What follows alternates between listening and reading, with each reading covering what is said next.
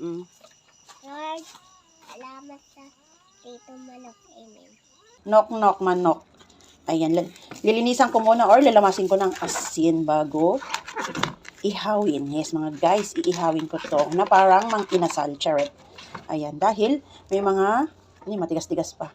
May mga maliliit pa siya na balahibo. Ayan. Ayan, halamasin ng asin at mabawasan din yung kanyang lansa. Ayan yung pakpak niya mga guys at yung kanyang leeg. Ayan, sinabawan ko, nilagyan ko ng ampalaya. Ayan.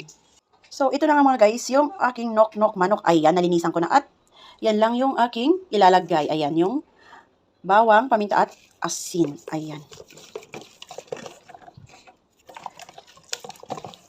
Dagdag pampabango kasi yung bawang. Tapos ito naman yung aking ilalagay mga guys. Mamasita. Anong flavor to? Ayan. Marinade. Ayan, barbecue marinade mga guys. Ayan. Ito lang yung aking ilalagay. Barbecue flavor. Ayan. Ayan.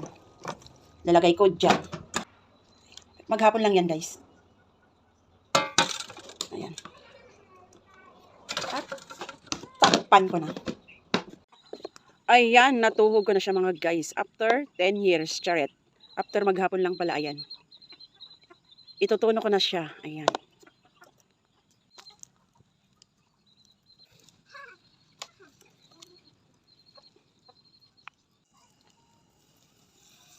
Buhos natin yung sauce na natira mga guys para mas malasa. Ayan.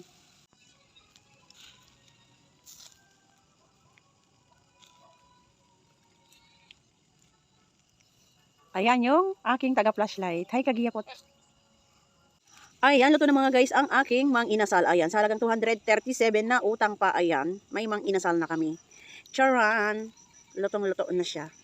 Ayan na mga guys, ayan na magmumukbang na kami ng mang-inasal. Ayan, kakain na pala kami. Magdadasal.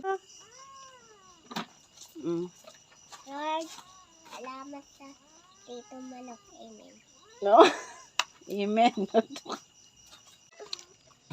Wow. Dito na. Mainit.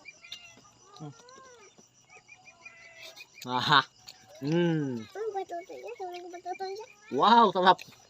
Hindi ko bilirin. Diruto. Sige, kain lang.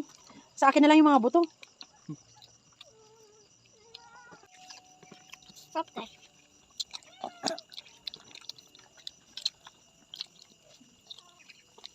Sarap do?